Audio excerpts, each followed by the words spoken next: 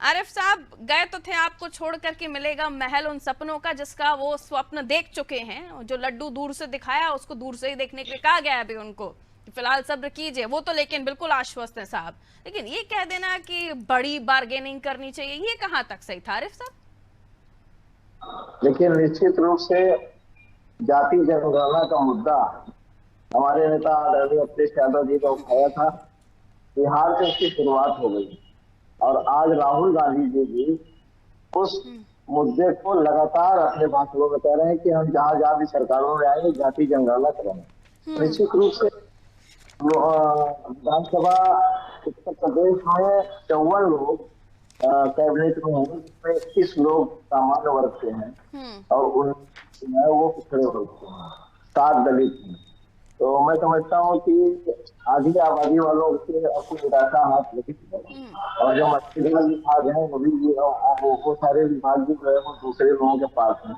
तो इसीलिए कहा, इसलिए नेताओं का जो कोटा है वो पूरा होना चाहिए और उन्हें बार्गेनिंग कर लेना चाहिए, क्योंकि लोकसभा 2024 है और कहीं ना कहीं मोदी जी सहित पूरी भाजपा को इस बात का एहसास हो रहा है।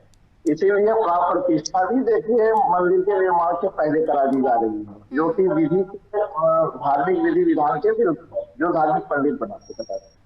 तो भारतीय जनता पार्टी ठीक है, कीमत बोल पर लीजिए। लोकसभा के चुनाव को जीतना चाहती है।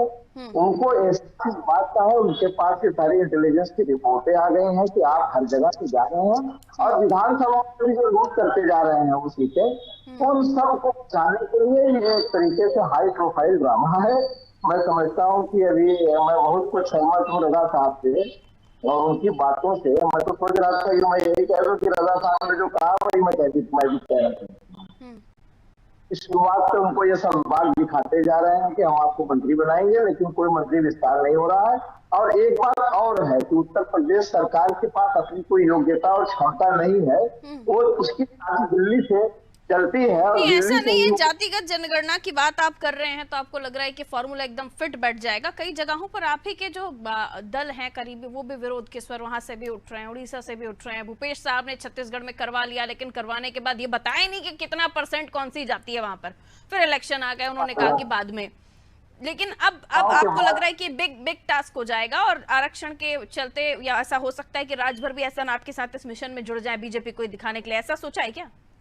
या आप भी ऐसा सोच नहीं, देख रहे 10 हैं? साल तक ये 5 साल तक सरकार में रहे, 10 साल कांग्रेस को समर्थन करते रहे, तब इन्होंने जाति जनगणना की बात नहीं की, मांग नहीं की।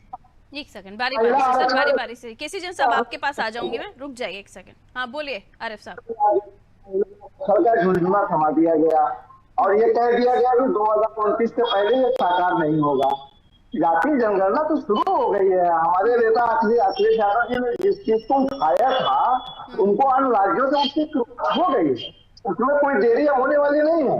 अब जिन राज्यों में सरकार है और केंद्र में भी जो सरकार आएगी उसको भी जाति जनगणना कराना पड़ेगा। और जो हमारे ठीक है, आपकी बात